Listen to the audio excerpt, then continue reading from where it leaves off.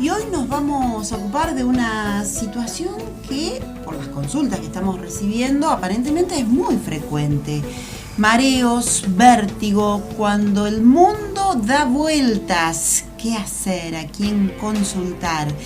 Y hoy lo vamos a enfocar desde los aportes que realiza la kinesiología. Y hemos invitado a las licenciadas María Laura Checher, a la licenciada Liliana Zorza. Bienvenidas al programa. Gracias. Buen día. Bueno, me gustaría, antes que nada, leerles las muchísimas consultas que estamos recibiendo al Facebook del programa. Tup Yanes dice, ¿puede venir a causa de la mala postura?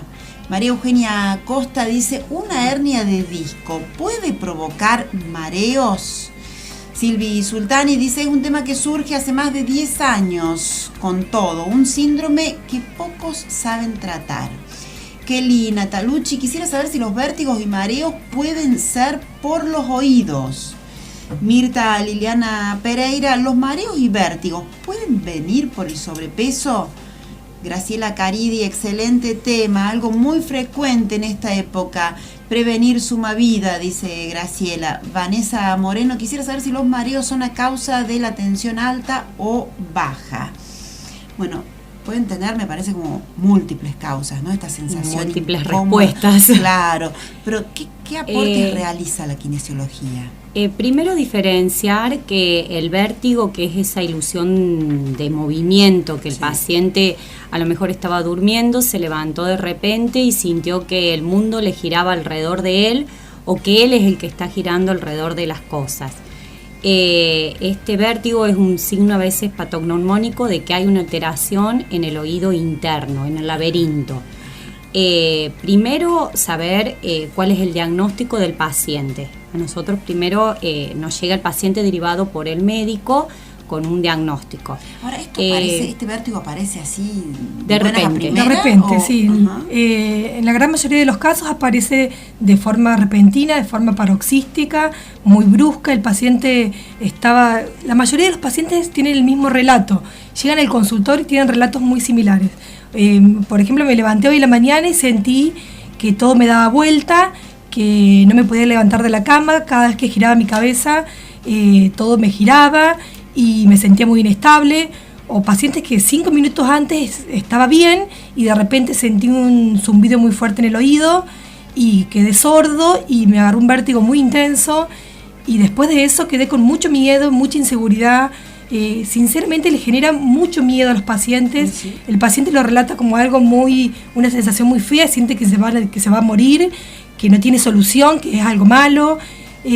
Por eso queremos desde la rehabilitación neurológica hacer nuestro aporte, que el común de la gente no sabe de qué se trata esto, entonces queremos hacerlo conocer, que la gente sepa que no es tan malo como se siente y que tiene solución. ¿Y de dónde se origina esto? Esto se origina por una alteración en el oído interno.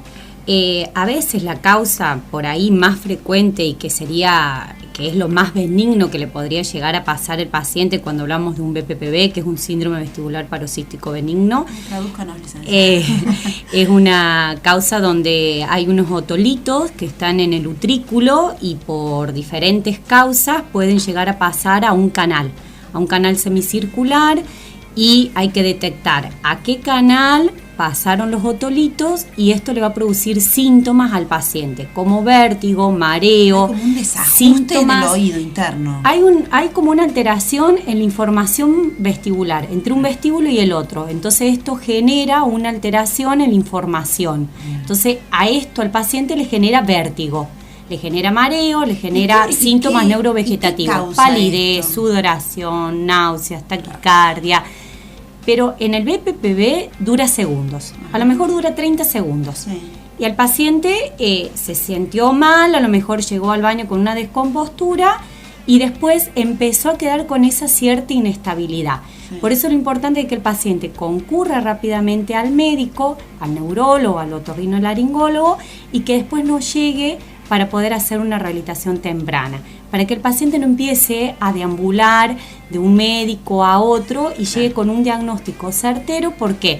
Porque en este caso es una rehabilitación muy rápida. Uno lo acuesta al paciente, le hace una maniobra evaluativa, ve qué canal está comprometido, porque eso nos da los síntomas y se reposiciona. Claro. El kinesiólogo. Sí. Se reposiciona y el paciente se siente bien. Entonces, en una sesión o en 2 sesiones, ya el paciente mejora. ¿Y cómo son esas maniobras? Trato de... Son movimientos bruscos de la cabeza. El paciente, lo que pasa en el caso del BPPV, como explicó Liliana, los otolitos se salen de su lugar. Entonces, cuando el paciente mueve la cabeza, hay una mala información del vestíbulo, entonces genera ese vértigo. Entonces, lo que se hace, se acuesta el paciente en la camilla, se le hace una maniobra rápida, un movimiento rápido de la cabeza, donde se desencadena lo que se llama nistagmus. El nistagmus es algo que nosotros como kinesiólogos lo vemos en el ojo, es un movimiento involuntario del ojo, que es lo que al paciente le genera el mareo, ese movimiento que se llama nistagmus. De acuerdo a la dirección, nosotros decimos que el ojo bate, de acuerdo a la dirección donde bate, nos está diciendo dónde está el problema. Entonces después hacemos otra maniobra, ¿sí? También es un movimiento en la cabeza, donde el paciente le generamos el vértigo, por eso se lo explicamos, es importante explicarle al paciente que le va a aparecer el vértigo, que toda la sintomatología la va a volver a sentir en ese momento, pero que después se va a solucionar. ¿Sí? Le hacemos la maniobra, los volvemos a su lugar y el paciente... Es increíble cómo se siente bien enseguida.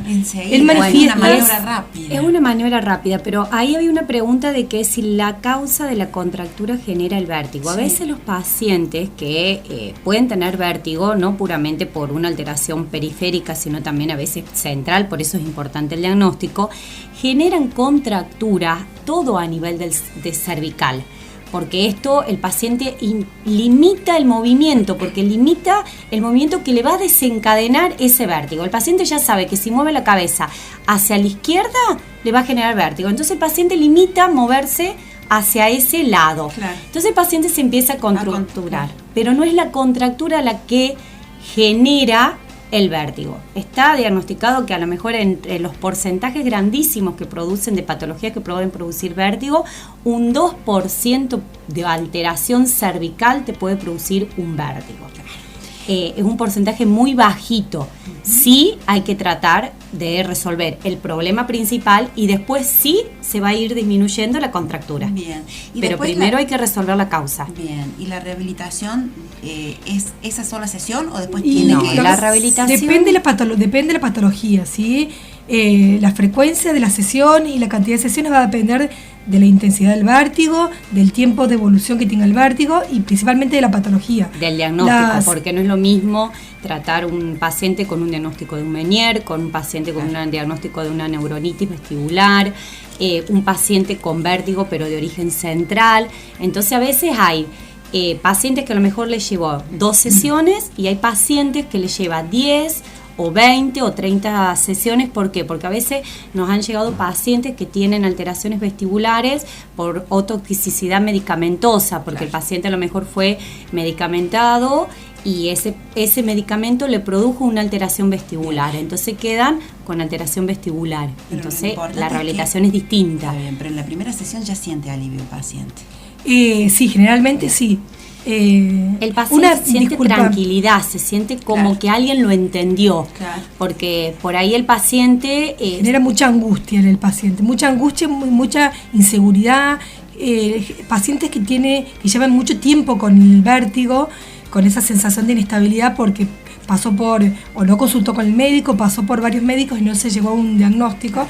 El paciente sinceramente entra en muchos casos en un estado depresivo y que les cuesta en sus relaciones laborales, sociales. Se traslada toda la vida. Sí. Y bueno, y lo que se basa en la rehabilitación vestibular es en ejercicios que estimulan la parte del equilibrio, ejercicios que estimulan la parte propioceptiva, ejercicios que estimulan la parte visual, como que se trabaja sobre los 3 sistemas, ¿sí? Y aparte de eso es como que nosotros usamos de los ejercicios, podemos usar la tecnología, que por eso hemos implementado el uso de la Xbox, o sea que es como que eso nos ayuda a entretenerlo un poco más al paciente y bueno, y a través del juego se hace la reeducación vestibular. Bien, y recuperar así la calidad de vida, salir de ese mundo que gira. Sí. Bien, licenciadas María Laura Checher y Liliana Sorza, muchísimas gracias por estos conceptos, han sido muy claras. Una última pregunta, ¿dónde las puede encontrar la gente que desee consultarlas? Estamos en el Centro de Rehabilitación Neurológica Nueva Vida, que está en la calle San Lorenzo 932. Perfecto. Y el teléfono es 4645-886. Muy bien, muchísimas Así gracias. que por cualquier consulta estamos a